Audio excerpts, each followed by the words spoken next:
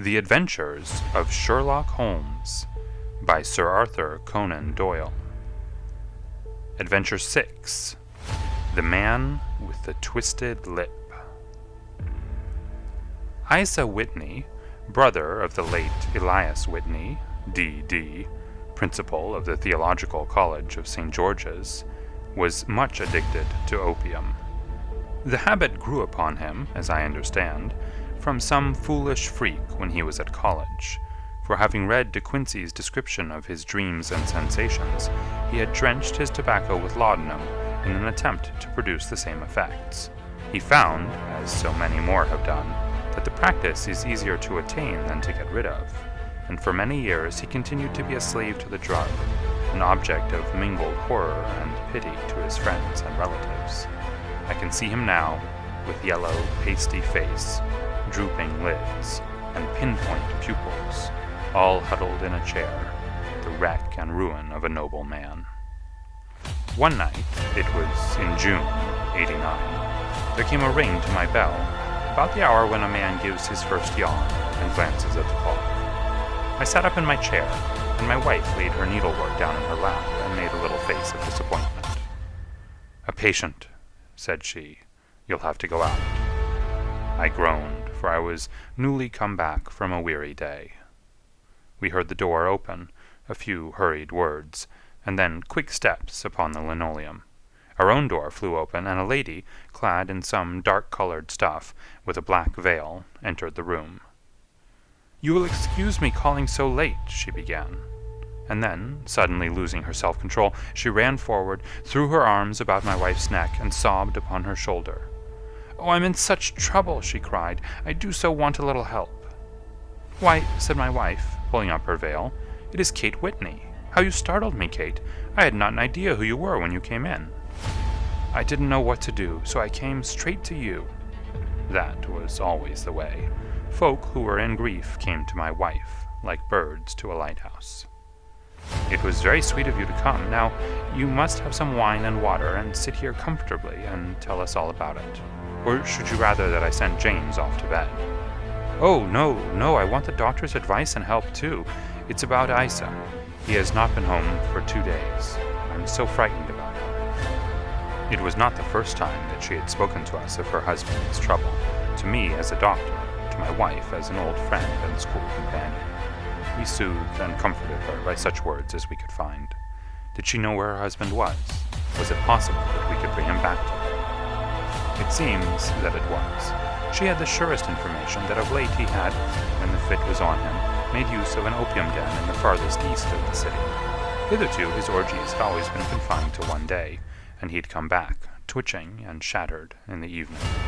But now the spell had been upon him 48 hours, and he lay there, doubtless among the dregs of the docks, breathing in the poison or sleeping off the effects.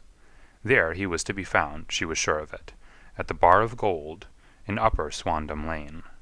But what was she to do? How could she, a young and timid woman, make her way into such a place and pluck her husband out from among the ruffians who surrounded him? There was the case, and of course there was but one way out of it. Might I not escort her to this place? And then, as a second thought, why should she come at all? I was Isa Whitney's medical adviser, and as such I had influence over him. I could manage it better if I were alone. I promised her on my word that I would send him home in a cab within 2 hours if he were indeed at the address which she had given me. And so in 10 minutes I had left my armchair and cheery sitting room behind me, and was speeding eastward in a hansom on a strange errand, as it seemed to me at the time, though the future only could show how strange it was to be. But there was no great difficulty in the first stage of my adventure. Upper Swandam Lane is a vile alley, lurking behind the high wharves which line the north side of the river to the east of London Bridge. Between a slop shop and a gin shop, approached by a steep flight of steps leading down to a black gap like the mouth of a cave, I found the den of which I was in search. Ordering my cab to wait, I passed down the steps, worn hollow in the center by the ceaseless tread of drunken feet, and by the light of a flickering oil lamp above the door, I found the latch and made my way into a long, low room, thick and heavy with the brown opium smoke, and terraced with wooden berths, like the forecastle of an emigrant ship. Through the gloom one could dimly catch a glimpse of bodies lying in strange, fantastic poses, bowed shoulders, bent knees, heads thrown back, and chins pointing upward, with here and there a dark, lackluster eye turned upon the newcomer. Out of the black shadows there glimmered little red circles of light, now bright, now faint, as the burning poison waxed or waned in the bowls of the metal pipes. The most lay silent, but some muttered to themselves, and others talked together in a strange, low, monotonous voice, their conversation coming in gushes, and then suddenly tailing off into silence, each mumbling out his own thoughts and paying little heed to the words of his neighbor. At the farther end was a small brazier of burning charcoal, beside which, on a three-legged wooden stool, there sat a tall, thin old man, with his jaw resting upon his two fists, and his elbows upon his knees, staring into the fire. As I entered, a sallow Malay attendant had hurried up with a pipe for me and a supply of the drug, beckoning me to an empty berth. "Thank you, I have not come to stay," said I. "There is a friend of mine here, Mr. Isa Whitney, and I wish to speak with him." There was a movement and an exclamation from my right, and peering through the gloom I saw Whitney, pale, haggard, and unkempt, staring out at me. "My God, it's Watson," said he. He was in a pitiable state of reaction, with every nerve in a twitter. "I say, Watson, what o'clock is it?" "Nearly 11. "Of what day?" "Of Friday, June 19th. "Good heavens! I thought it was Wednesday." "It is Wednesday. What do you want to frighten a chap for?" He sank his face onto his arms and began to sob in a high treble key. "I tell you that it is Friday, man.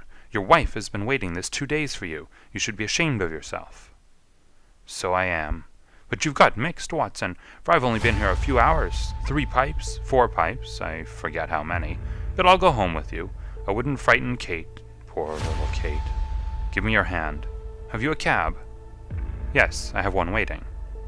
"Then I shall go in it. But I must owe something. Find what I owe, Watson.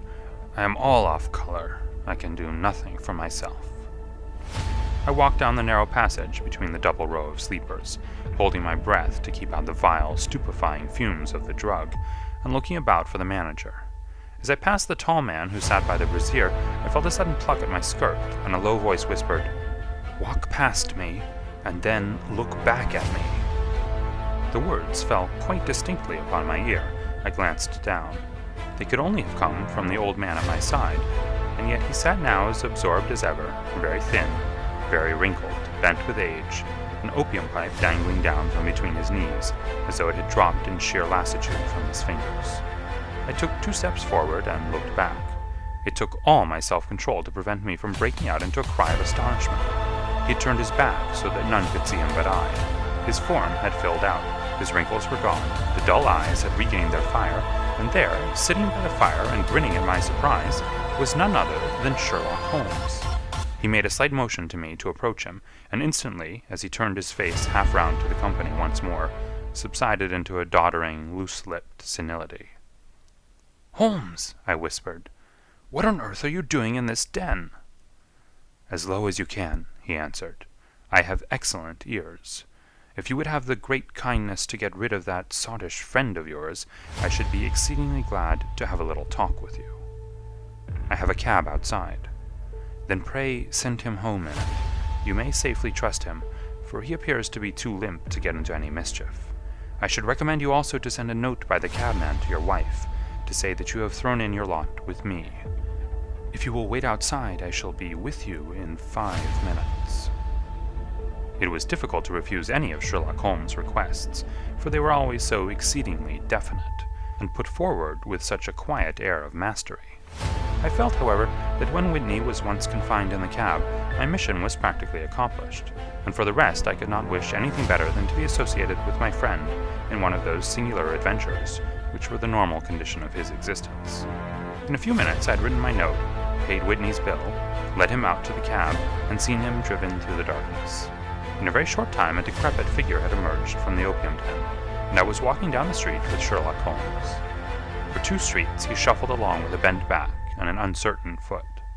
Then, glancing quickly round, he straightened himself out and burst into a hearty fit of laughter. "I suppose, Watson," said he, "that you imagine that I have added opium smoking to cocaine injections, and all the other little weaknesses on which you have favored me with your medical views." "I was certainly surprised to find you there, but not more so than I to find you. I came to find a friend, and I to find an enemy." "An enemy?" "Yes, one of my natural enemies, or shall I say, my natural prey. Briefly, Watson, I am in the midst of a very remarkable inquiry, and I have hoped to find a clue in the incoherent ramblings of these sots, as I have done before now. Had I been recognized in that den, my life would not have been worth an hour's purchase, for I have used it before now for my own purposes, and the rascally Lascar who runs it has sworn to have vengeance upon me. There is a trapdoor at the back of that building, near the corner of Paul's Wharf, which could tell some strange tales of what has passed through it upon the moonless nights." "What? You do not mean bodies?" "Aye, bodies, Watson. We should be rich men if we had £1,000 for every poor devil who'd been done to death in that den. It is the vilest murder trap on the whole riverside, and I fear that Neville St. Clair has entered it, never to leave it more. But our trap should be here." He put his 2 forefingers between his teeth and whistled shrilly, a signal which was answered by a similar whistle from the distance, followed shortly by the rattle of wheels and the clink of horses' hoofs. "Now, Watson," said Holmes, as a tall dog-cart dashed up through the gloom, throwing out 2 golden tunnels of yellow light from its side lanterns, "you'll come with me, won't you?" "If I can be of use." "Oh, a trusty comrade is always of use, and a chronicler still more so. My room at the Cedars is a double-bedded one." "The Cedars?" "Yes, that is Mr. St. Clair's house. I am staying there while I conduct the inquiry." "Where is it, then?" "Near Lee, in Kent. We have a 7-mile drive before us." "But I am all in the dark." "Of course you are. You'll know all about it presently. Jump up here. All right, John, we shall not need you. Here's £half-a-crown. Look out for me tomorrow about 11. Give her head. So long, then." He flicked the horse with his whip, and we dashed away through the endless succession of somber and deserted streets, which widened gradually until we were flying across a broad balustraded bridge, with the murky river flowing sluggishly beneath us. Beyond lay another dull wilderness of bricks and mortar, its silence broken only by the heavy, regular footfall of the policeman, or the songs and shouts of some belated party of revelers. A dull wrack was drifting slowly across the sky, and a star or two twinkled dimly here and there through the rifts of the clouds.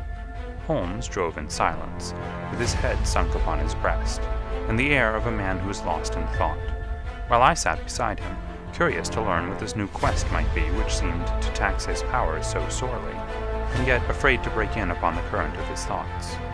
We had driven several miles, and were beginning to get to the fringe of the belt of suburban villas, when he shook himself, shrugged his shoulders, and lit up his pipe with the air of a man who has satisfied himself that he is acting for the best.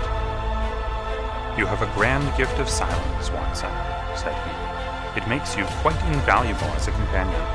Upon my word, it is a great thing for me to have someone to talk to, for my own thoughts are not over-pleasant. I was wondering what I should say to this dear little woman tonight when she meets me at the door." "You forget that I know nothing about it." "I shall just have time to tell you the facts of the case before we get to Lee. It seems absurdly simple, and yet somehow I can get nothing to go upon. There's plenty of thread, no doubt, but I can't get the end of it into my hand. Now, I'll state the case clearly and concisely to you, Watson, and maybe you can see a spark where all is dark to me." "Proceed, then." Some years ago, to be definite in May 1884, there came to Lee a gentleman, Neville St. Clair by name, who appeared to have plenty of money. He took a large villa, laid out the grounds very nicely, and lived generally in good style. By degrees he made friends in the neighborhood, and in 1887 he married the daughter of a local brewer, by whom he now has 2 children. He had no occupation, but was interested in several companies, and went into town as a rule in the morning, returning by the 5:14 from Cannon Street every night. Mr. St. Clair is now 37 years of age, is a man of temperate habits, a good husband, a very affectionate father, and a man who is popular with all who know him. I may add that his whole debts at the present moment, as far as we've been able to ascertain, amount to £88 10 shillings, while he has £220 standing to his credit in the Capital and Counties Bank. There is no reason, therefore, to think that money troubles have been weighing upon his mind. Last Monday, Mr. Neville St. Clair went into town rather earlier than usual, remarking before he started that he had 2 important commissions to perform, and that he would bring his little boy home a box of bricks. Now, by the merest chance, his wife received a telegram upon this same Monday, very shortly after his departure, to the effect that a small parcel of considerable value, which she had been expecting, was waiting for her at the offices of the Aberdeen Shipping Company. Now, if you are well up in your London, you will know that the office of the company is in Fresno Street, which branches out of Upper Swandam Lane, where you found me tonight. Mrs. St. Clair had her lunch, started for the city, did some shopping, proceeded to the company's office, got her packet, and found herself at exactly 4:35 walking through Swandam Lane on her way back to the station. Have you followed me so far? It is very clear. If you remember, Monday was an exceedingly hot day, and Mrs. St. Clair walked slowly, glancing about in the hope of seeing a cab, as she did not like the neighborhood in which she found herself. While she was walking in this way down Swandam Lane, she suddenly heard an ejaculation or cry, and was struck cold to see her husband looking down at her, and, as it seemed to her, beckoning to her from a second-floor window. The window was open, and she distinctly saw his face, which she describes as being terribly agitated. He waved his hands frantically to her, and then vanished from the window so suddenly that it seemed to her that he'd been plucked back by some irresistible force from behind. One singular point which struck her quite feminine eye was that although he wore some dark coat, such as he had started to town in, he had on neither collar nor necktie. Convinced that something was amiss with him, she rushed down the steps, for the house was none other than the opium den in which you found me tonight, and running through the front room, she attempted to ascend the stairs which led to the first floor. At the foot of the stairs, however, she met this Lascar scoundrel of whom I have spoken, who thrust her back and, aided by a Dane, who acts as assistant there, pushed her out into the street. Filled with the most maddening doubts and fears, she rushed down the lane, and by rare good fortune met in Fresno Street a number of constables with an inspector, all on their way to their beat. The inspector and 2 men accompanied her back, and in spite of the continued resistance of the proprietor, they made their way up to the room in which Mr. St. Clair had last been seen. There was no sign of him there. In fact, in the whole of that floor there was no one to be seen, save a crippled wretch of hideous aspect, who it seems made his home there. Both he and the Lascar stoutly swore that no one else had been in the front room during the afternoon. So determined was their denial that the inspector was staggered, and had almost come to believe that Mrs. St. Clair had been deluded when, with a cry, she sprang at a small deal box which lay upon the table and tore the lid from it. Out there fell a cascade of children's bricks. It was the toy which he had promised to bring home.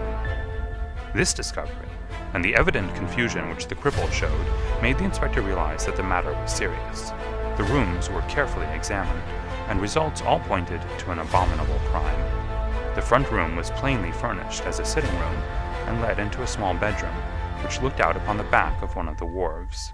Between the wharf and the bedroom window is a narrow strip, which is dry at low tide, but is covered at high tide with at least 4½ feet of water.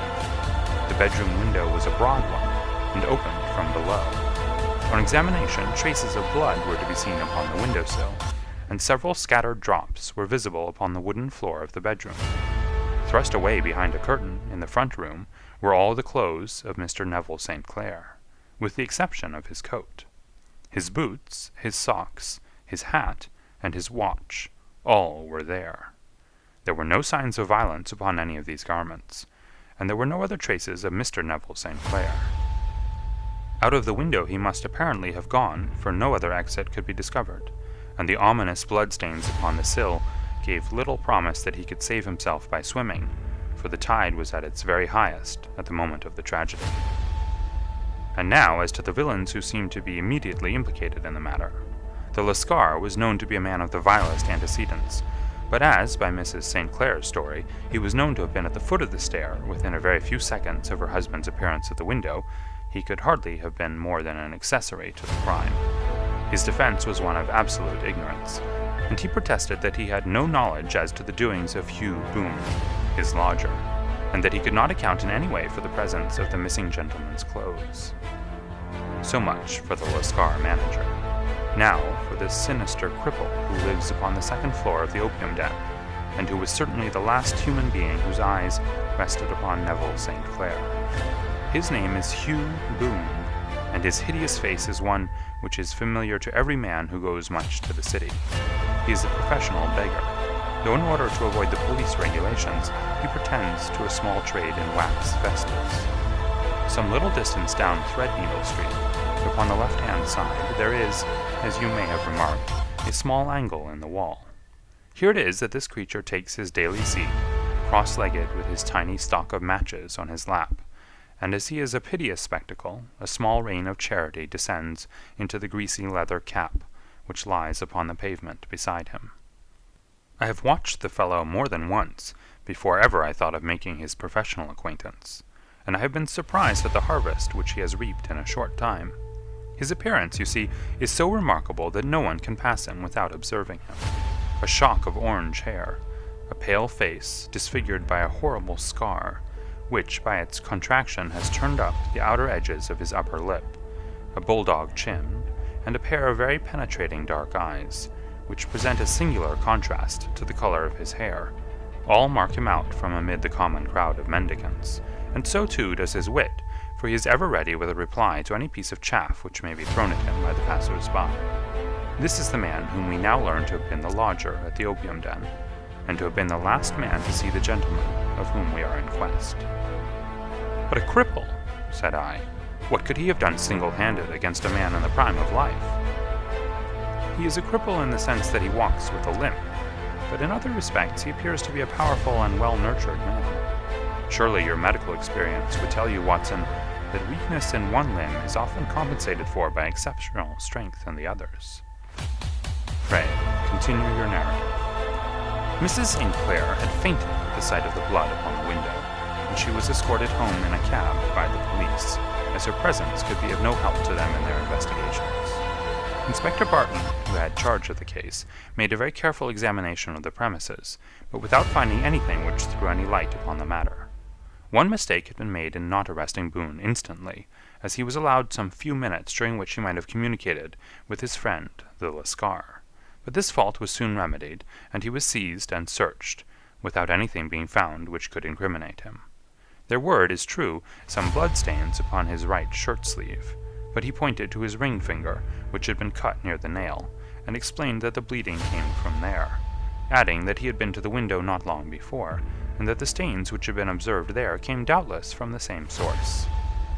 He denied strenuously having ever seen Mr. Neville St. Clair, and swore that the presence of the clothes in his room was as much a mystery to him as to the police. As to Mrs. St. Clair's assertion that she'd actually seen her husband at the window, he declared that she must have been either mad or dreaming. He was removed, loudly protesting, to the police station, while the inspector remained upon the premises in the hope that the ebbing tide might afford some fresh clue. And it did, though they hardly found upon the mudbank what they had feared to find. It was Neville St. Clair's coat, and not Neville St. Clair, which lay uncovered as the tide receded. And what do you think they found in the pockets? I cannot imagine. No, I don't think you would guess. Every pocket stuffed with pennies and halfpennies, 421 pennies and 270 halfpennies. It was no wonder that it had not been swept away by the tide. But a human body is a different matter. There was a fierce eddy between the wharf and the house. It seemed likely enough that the weighted coat had remained when the stripped body had been sucked away into the river. But I understand that all the other clothes were found in the room. Would the body be dressed in a coat alone? No, sir, but the facts might be met speciously enough. Suppose that this man Boone had thrust Neville St. Clair through the window. There's no human eye which could have seen the deed. What would he do then?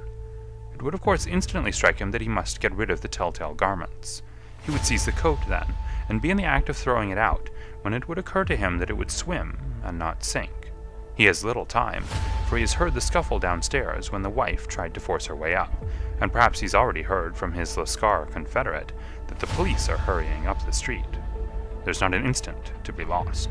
He rushes to some secret hoard where he has accumulated the fruits of his beggary, and he stuffs all the coins upon which he can lay his hands into the pockets to make sure of the coat's sinking. He throws it out, and would have done the same thing with the other garments, had not he heard the rush of steps below, and only just had time to close the window when the police appeared. It certainly sounds feasible. Well, we will take it as a working hypothesis, for want of a better. Boone, as I have told you, was arrested and taken to the station, but it could not be shown that there had ever before been anything against him. He had for years been known as a professional beggar, but his life appeared to have been a very quiet and innocent one. There the matter stands at present, and the questions which have to be solved: what Neville St. Clair was doing in the opium den, what happened to him when there, where is he now, and what Hugh Boone had to do with his disappearance, are all as far from a solution as ever. I confess that I cannot recall any case within my experience which looked at the first glance so simple, and yet which presented such difficulties.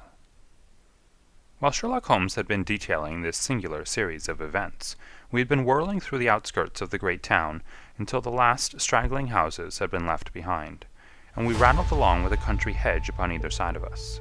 Just as he finished, however, we drove through 2 scattered villages, where a few lights still glimmered in the windows.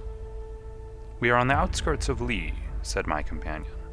"We have touched on 3 English counties in our short drive, starting in Middlesex, passing over an angle of Surrey, and ending in Kent. See that light among the trees? That is the Cedars, and beside that lamp sits a woman whose anxious ears have already, I have little doubt, caught the clink of our horses' feet." "But why are you not conducting the case from Baker Street?" I asked. "Because there are many inquiries which must be made out here.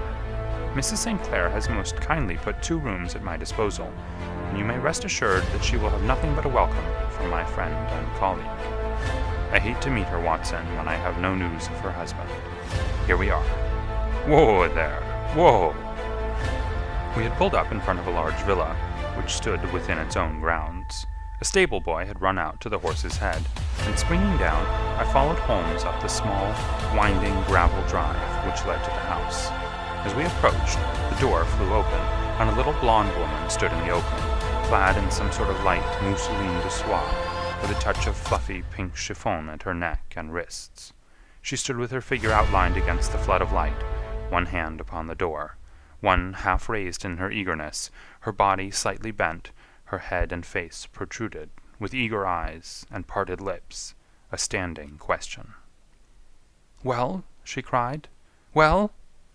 And then, seeing that there were 2 of us, she gave a cry of hope, which sank into a groan as she saw that my companion shook his head and shrugged his shoulders. "No good news?" "None." "No bad?" "No." "Thank God for that. But come in, you must be weary, for you have had a long day. This is my friend, Dr. Watson. He's been of most vital use to me in several of my cases, and a lucky chance has made it possible for me to bring him out and associate him with this investigation." "I am delighted to see you," said she, pressing my hand warmly. "You will, I am sure, forgive anything that may be wanting in our arrangements, when you consider the blow which has come so suddenly upon us." "My dear madam," said I am an old campaigner, and if I were not, I can very well see that no apology is needed. If I can be of any assistance, either to you or to my friend here, I shall be indeed happy." "Now, Mr. Sherlock Holmes," said the lady as we entered a well-lit dining room, upon the table of which a cold supper had been laid out, "I should very much like to ask you 1 or 2 plain questions, to which I beg that you will give a plain answer." "Certainly, madam." "Do not trouble about my feelings. I am not hysterical, nor given to fainting. I simply wish to hear your real opinion." "Upon what point?" "In your heart of hearts, do you think that Neville is alive?" Sherlock Holmes seemed to be embarrassed by the question. "Frankly, now," she repeated, standing upon the rug and looking keenly down at him as he leaned back in a basket chair. "Frankly, then, madam, I do not." "You You think that he is dead? I do. Murdered? I don't say that. Perhaps. And on what day did he meet his death? On Monday. Then perhaps, Mr. Holmes, you will be good enough to explain how it is that I have received a letter from him today.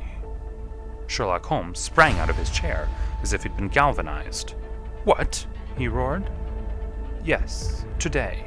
She stood smiling, holding up a little slip of paper in the air. May I see it? Certainly. He snatched it from her in his eagerness, and smoothing it out upon the table, he drew over the lamp and examined it intently. I had left my chair and was gazing at it over his shoulder. The envelope was a very coarse one, and was stamped with the Gravesend postmark, and with the date of that very day, or rather of the day before, for it was considerably after midnight. Coarse writing, murmured Holmes. Surely this is not your husband's writing, madam? No, but the enclosure is. I perceive also that whoever addressed the envelope had to go and inquire as to the address. How can you tell that? The name, you see, is in perfectly black ink, which has dried itself. The rest is of the grayish color, which shows that blotting paper has been used. If it had been written straight off and then blotted, none would be of a deep black shade. This man has written the name, and there has then been a pause before he wrote the address, which can only mean that he was not familiar with it. It is, of course, a trifle, but there is nothing so important as trifles. Let us now see the letter. Ha! There's been an enclosure here. Yes, there was a ring, his signet ring. And you are sure that this is your husband's hand? One of his hands? One? His hand when he wrote hurriedly. It is very unlike his usual writing, and yet I know it well. Dearest, do not be frightened. All will come well. There is a huge error, which it may take some little time to rectify.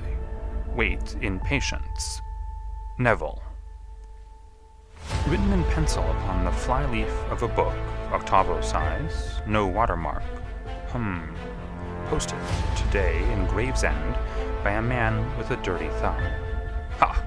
And the flap has been gummed, if I'm not very much in error, by a person who had been chewing tobacco. And you have no doubt that it is your husband's hand, madam? None. Neville wrote those words. And they were posted today at Gravesend.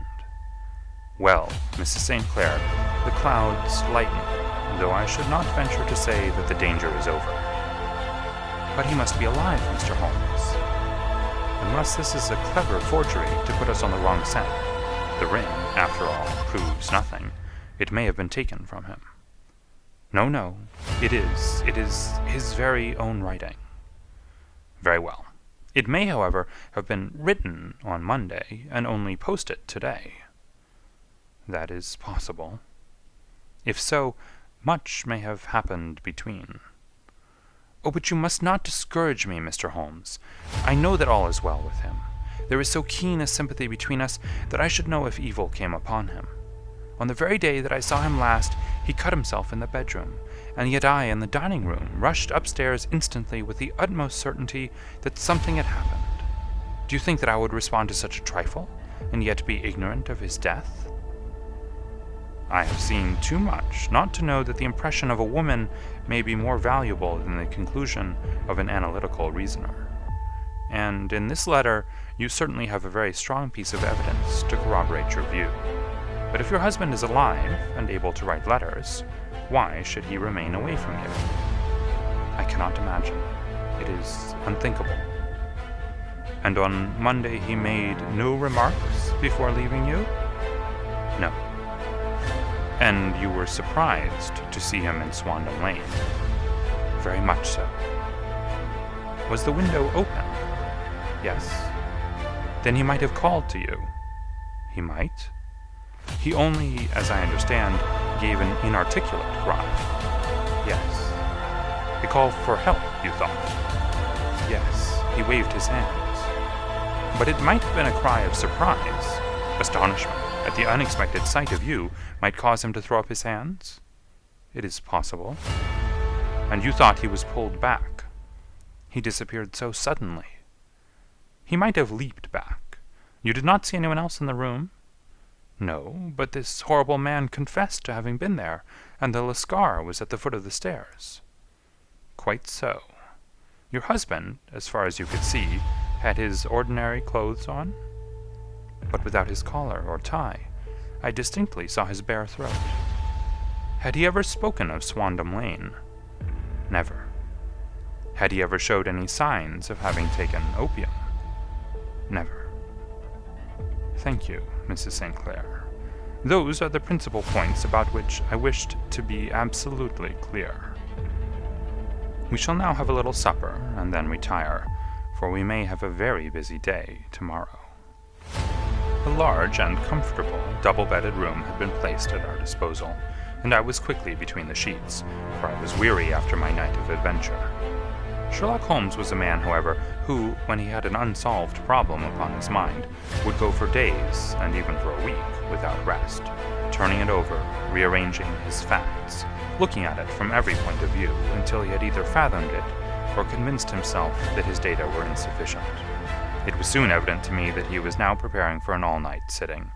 He took off his coat and waistcoat, put on a large blue dressing gown, and then wandered about the room collecting pillows from his bed and cushions from the sofa and armchairs. With these he constructed a sort of eastern divan, upon which he perched himself, cross-legged, with an ounce of shag tobacco and a box of matches laid out in front of him. In the dim light of the lamp I saw him sitting there, an old briar pipe between his lips, his eyes fixed vacantly upon the corner of the ceiling, the blue smoke curling up from him, silent, motionless, with the light shining upon his strong-set, aquiline features. So he sat as I dropped off to sleep, and so he sat when a sudden ejaculation caused me to wake up, and I found the summer sun shining into the apartment. The pipe was still between his lips, the smoke still curled upward, and the room was full of a dense tobacco haze, but nothing remained of the heap of shag which I had seen upon the previous night. "Awake, Watson?" he asked. "Yes." "Game for a morning drive?" "Certainly." "Then dress. No one is stirring yet, but I know where the stable boy sleeps, and we shall soon have the trap out."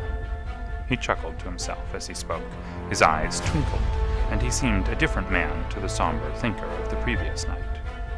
As I dressed, I glanced at my watch. It was no wonder that no one was stirring. It was 25 minutes past 4. I'd hardly finished when Holmes returned with the news that the boy was putting in the horse. "I want to test a little theory of mine," said he, pulling on his boots.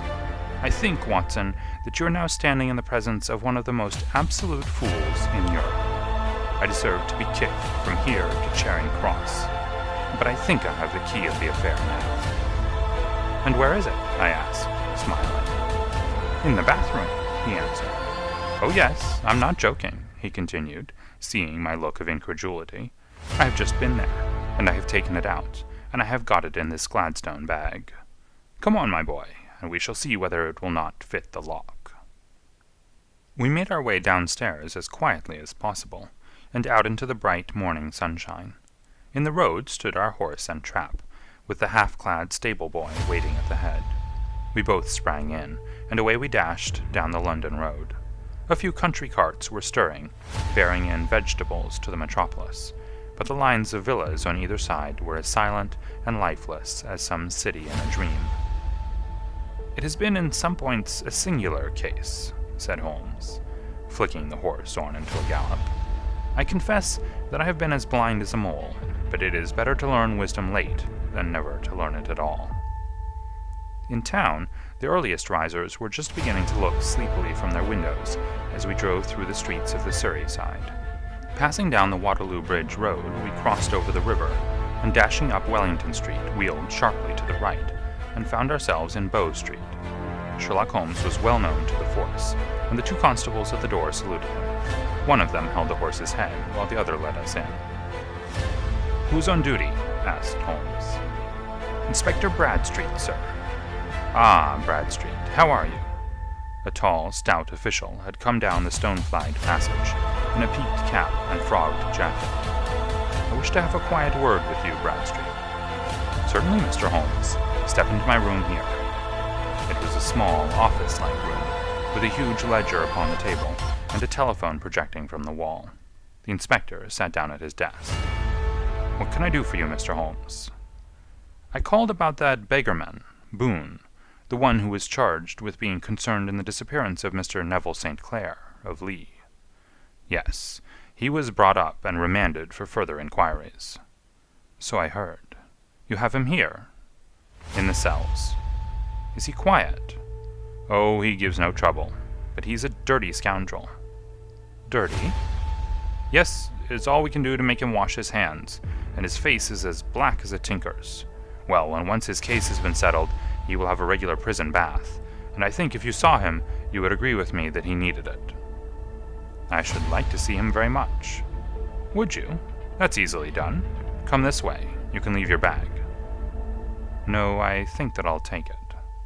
"Very good. Come this way, if you please." He led us down a passage, opened a barred door, passed down a winding stair, and brought us to a whitewashed corridor with a line of doors on each side. "The third on the right is his," said the inspector. "Here it is." He quietly shot back a panel in the upper part of the door and glanced through. "He's asleep," said he. "You can see him very well." We both put our eyes to the grating. The prisoner lay with his face towards us, in a very deep sleep, breathing slowly and heavily. He was a middle-sized man, coarsely clad as became his calling, with a colored shirt protruding through the rent in his tattered coat. He was, as the inspector had said, extremely dirty, but the grime which covered his face could not conceal its repulsive ugliness. A broad weal from an old scar ran right across it from eye to chin, and by its contraction had turned up one side of the upper lip, so that 3 teeth were exposed in a perpetual snarl. A shock of very bright red hair grew low over his eyes and forehead. "He's a beauty, isn't he?" said the inspector. "He certainly needs a wash," remarked Holmes. "I had an idea that he might, and I took the liberty of bringing the tools with me."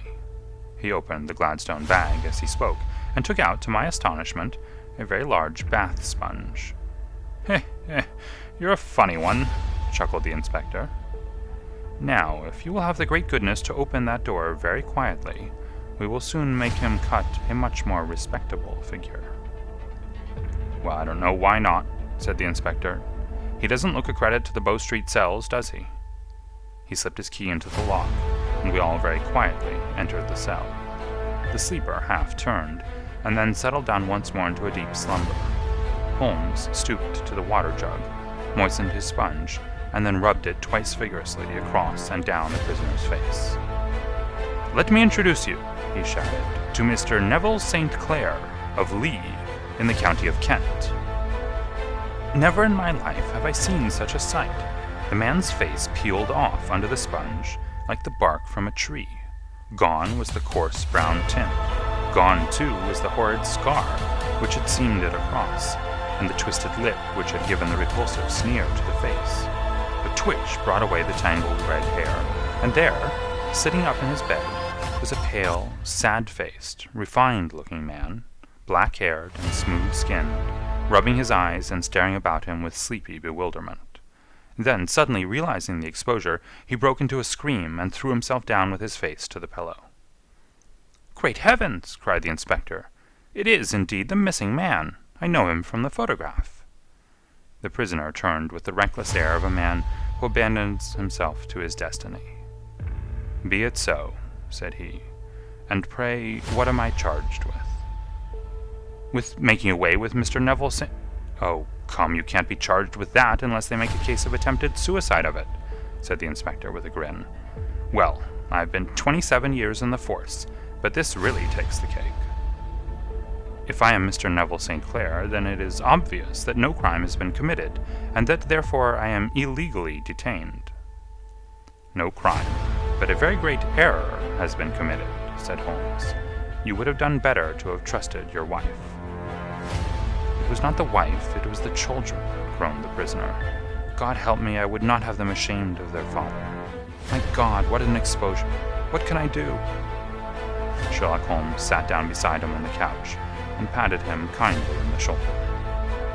"If you leave it to a court of law to clear the matter up," said he, "of course you can hardly avoid publicity. On the other hand, if you convince the police authorities that there is no possible case against you, I do not know that there is any reason that the details should find their way into the papers. Inspector Bradstreet would, I am sure, make notes upon anything which you might tell us, and submit it to the proper authorities. The case would then never go into court at all. God bless you, cried the prisoner passionately. I would have endured imprisonment, aye, even execution, rather than have left my miserable secret as a family blot to my children. You are the first who have ever heard my story. My father was a schoolmaster in Chesterfield, where I received an excellent education. I traveled in my youth, took to the stage, and finally became a reporter on an evening paper in London. One day my editor wished to have a series of articles upon begging in the metropolis, and I volunteered to supply them. There was the point from which all my adventures started. It was only by trying begging as an amateur that I could get the facts upon which to base my articles. When an actor, I had, of course, learned all the secrets of making up, and had been famous in the green room for my skill. I took advantage now of my attainments. I painted my face, and to make myself as pitiable as possible, I made a good scar, and fixed one side of my lip in a twist by the aid of a small slip of flesh-colored plaster. Then, with a red head of hair, and an appropriate dress, I took my station in the business part of the city, ostensibly as a match seller, but really as a baker. For 7 hours I plied my trade, and when I returned home in the evening, I found to my surprise that I had received no less than 26 shillings and 4pence. I wrote my articles, and thought little more of the matter, until some time later I backed a bill for a friend, and had a writ served upon me for £25. I was at my wit's end where to get the money, but a sudden idea came to me. I begged a fortnight's grace from the creditor, asked for a holiday from my employers, and spent the time in begging in the city under my disguise. In 10 days I had the money, and had paid the debt. Well, you can imagine how hard it was to settle down to arduous work at £2 a week, when I knew that I could earn as much in a day by smearing my face with a little paint, laying my cap on the ground, and sitting still. It was a long fight between my pride and the money, but the dollars won at last, and I threw up reporting and sat day after day in the corner which I had first chosen, inspiring pity by my ghastly face, and filling my pockets with coppers. Only one man knew my secret. He was the keeper of a low den in which I used to lodge in Swandam Lane, where I could every morning emerge as a squalid beggar, and in the evenings transform myself into a well-dressed man about town. This fellow, a Lascar, was well paid by me for his rooms, so that I knew that my secret was safe in his possession. Well, very soon I found that I was saving considerable sums of money. I do not mean that any beggar in the streets of London could earn £700 a year, which is less than my average takings, but I had exceptional advantages in my power of making up, and also in a facility of repartee, which improved by practice and made me quite a recognized character in the city. All day a stream of pennies, varied by silver, poured in upon me, and it was a very bad day in which I failed to take £2. As I grew richer, I grew more ambitious, took a house in the country, and eventually married, without anyone having a suspicion as to my real occupation. My dear wife knew that I had business in the city. She little knew what. Last Monday I had finished for the day, and was dressing in my room above the opium den, when I looked out of my window and saw, to my horror and astonishment, that my wife was standing in the street, with her eyes fixed full upon me. I gave a cry of surprise, threw up my arms to cover my face, and rushing to my confidant, the Lascar, entreated him to prevent anyone from coming up to me. I heard her voice downstairs, but I knew that she could not ascend. Swiftly I threw off my clothes, pulled on those of a beggar, and put on my pigments and wig. Even a wife's eyes could not pierce so complete a disguise. But then it occurred to me that there might be a search in the room, and that the clothes might betray me. I threw open the window, reopening by my violence a small cut which I had inflicted upon myself in the bedroom that morning. Then I seized my coat, which was weighted by the coppers which I had just transferred to it from the leather bag in which I carried my takings. I hurled it out of the window, and it disappeared into the Thames. The other clothes would have followed, but at that moment there was a rush of constables up the stair, and a few minutes after I found, rather I confess to my relief, that instead of being identified as Mr. Neville St. Clair, I was arrested as his murderer. I do not know that there is anything else for me to explain. I was determined to preserve my disguise as long as possible, and hence my preference for a dirty face. Knowing that my wife would be terribly anxious, I slipped off my ring and confided it to the Lascar at a moment when no constable was watching me, together with a hurried scrawl telling her that she had no cause to fear. "That note only reached her yesterday," said Holmes. "Good God, what a week she must have spent!" "The police have watched this Lascar," said Inspector Bradstreet, "and I can quite understand that he might find it difficult to post a letter unobserved. Probably he handed it to some sailor customer of his, who forgot all about it for some days." "That was it," said Holmes, nodding approvingly. "I have no doubt of it. But have you never been prosecuted for begging?" "Many times, but what was a fine to me?" "It must stop here, however," said Bradstreet. "If the police are to hush this thing up, there must be no more of Hugh Boone." "I have sworn it by the most solemn oaths which a man can take." "In that case, I think that it is probable that no further steps may be taken. But if you are found again, then all must come out. I am sure, Mr. Holmes, that we are very much indebted to you for having cleared the matter up. I wish I knew how you reached your results." "I reached this one," said my friend, "by sitting upon 5 pillows and consuming an ounce of shag. I think, Watson, that if we drive to Baker Street, we shall just be in time for breakfast." End of Adventure 6.